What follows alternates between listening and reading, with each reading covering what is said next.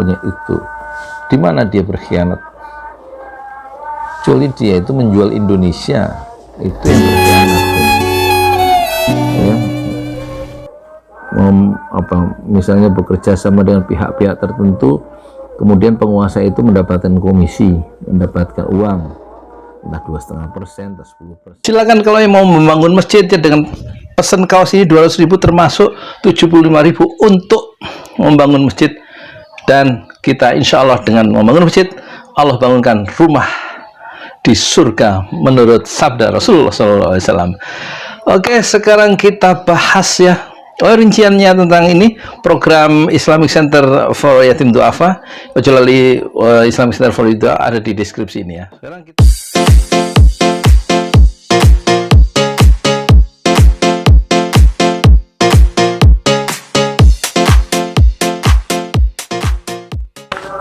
Assalamualaikum warahmatullahi wabarakatuh. Saya tukang donat dari Parung, YouTuber tertua di semesta. Ada yang request ya supaya saya bahas Prabowo, sekarang kok diem aja. Apakah dia sudah berkhianat? Dan jangan ngomong dia lagi ini ya, katanya lagi nyusun strategi.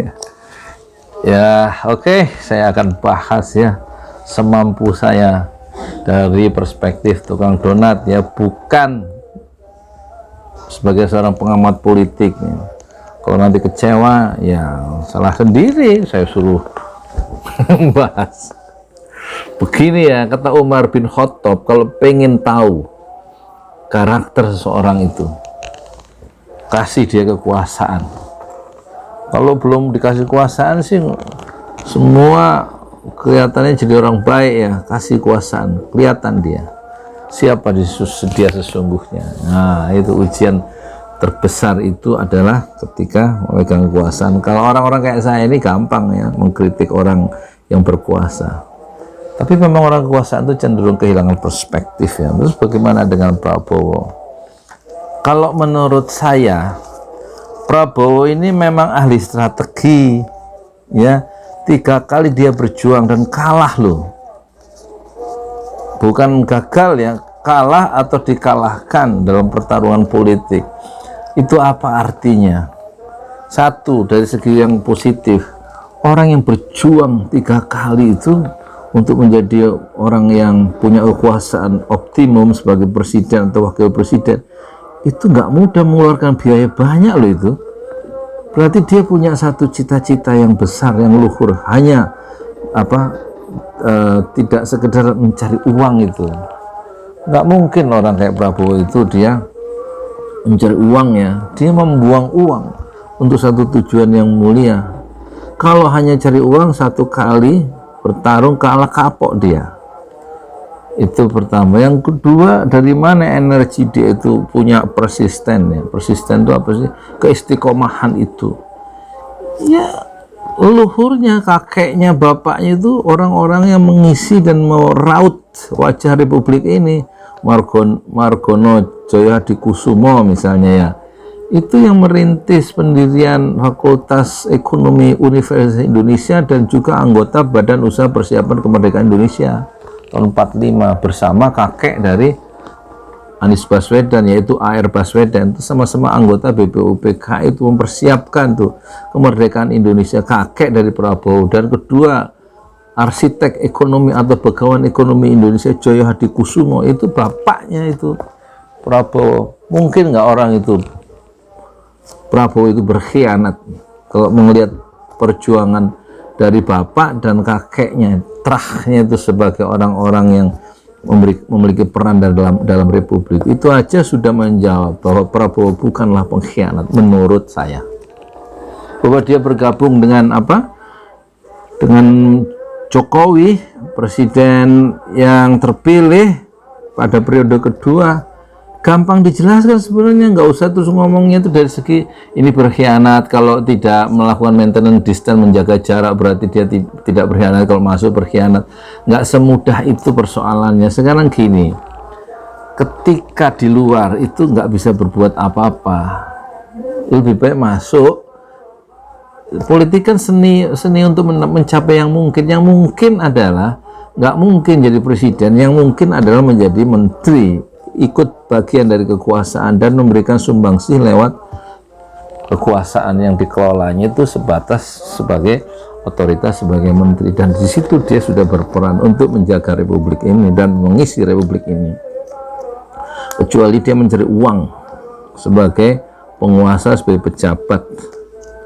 Tapi sudah saya bilang tadi, dia nggak mungkin mencari uang. Nah, sudah selesai hidupnya, ya. Dan bahwa ada protes kemarin soal ekspor lobster, Edi Prabowo anak angkatnya ya, itu persoalan lain ya.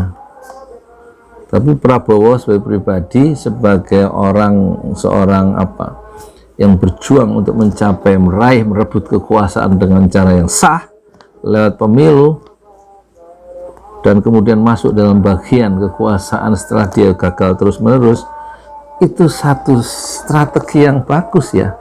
Kalau dia malah menjaga jarak di luar pemerintahan, malah tidak bisa berbuat apa-apa kecuali ngomong kan. Kalau sekarang dia punya mengelola anggaran, bisa langsung ngomong dengan pusat kekuasaan dalam rapat kabinet misalnya, langsung dia bisa menyampaikan dalam inner circle-nya itu. Di mana dia berkhianat? Kecuali dia itu menjual Indonesia, itu yang berkhianat tuh, ya. Misalnya bekerja sama dengan pihak-pihak tertentu, kemudian penguasa itu mendapatkan komisi, mendapatkan uang, entah 2,5%, entah 10%, yang kita nggak tahu tuh, karena pejabat kan punya kekuasaan kan untuk menggolkan satu izin kan, atau untuk melancarkan satu usaha kan, dengan kekuasaan tanda tangannya itu, dengan otoritasnya itu, dan dia mendapat bagian tertentu kan, sebagaimana yang dilakukan oleh Imam Nahrawi itu kan, ya, dia mendapat gratifikasi karena ada orang, yaitu pihak Sekjen KONI dan Bendahara KONI itu mengharap supaya dana hibah dari Kementerian Olahraga itu turun ya. Jadi Imam Nahrawi dapat sesuatu. Nah, itu yang masalah kan. Tapi kalau Prabowo apakah melakukan itu? Saya nggak tahu. Tetapi dalam perspektif dia masuk kekuasaan itu, masuk bagian dari kekuasaan itu, justru dia memberikan sumbangsih ya, secara real.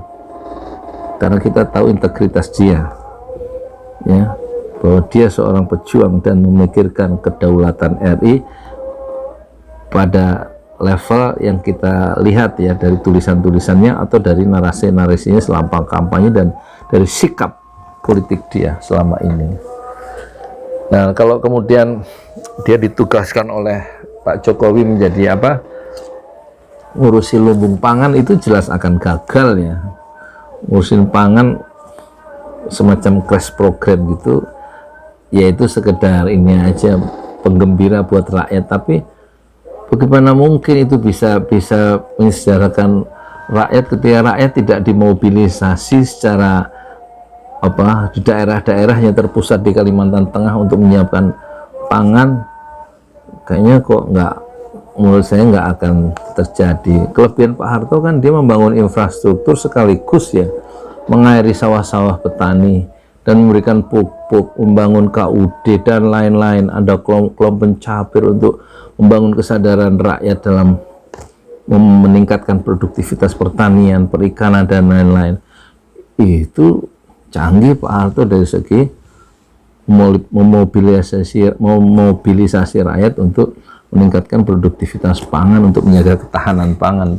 Bukan crash program seperti nih lumbung pangan nanti akan menyelesaikan ancaman kerawanan pangan di Indonesia karena semua disuplai dari Kalimantan Tengah, sekian ribu hektar.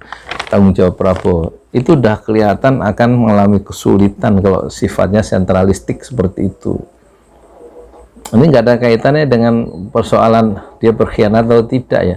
Jadi berperan dari dalam atau berperan dari luar itu sudah nggak relevan mana yang paling baik. Yang penting jujur apa tidak ya, untuk mengisi republik itu ya. Dari situ kelihatan nanti di akhir kekuasaan itu sejarah akan mencatat siapa Prabowo sebenarnya. Kalau menurut saya justru itu pilihan yang rasional untuk membayang-bayangi tingkat deviasi yang mungkin terjadi di lingkungan kekuasaan bisa diingatkan langsung oleh Prabowo yang berada di dalam lingkaran pusat kekuasaan. Saya Yudi Pramuko, tukang donat dari para youtuber tertua di semesta Fasbir Sabran Jamila. Bersabarlah dengan kesabaran yang indah. Assalamualaikum warahmatullahi wabarakatuh. Ya, saya sekarang menawarkan kaos, ya, jualan ya. Kaos saya nggak pakai, kaos apa? Kaos Sudirman.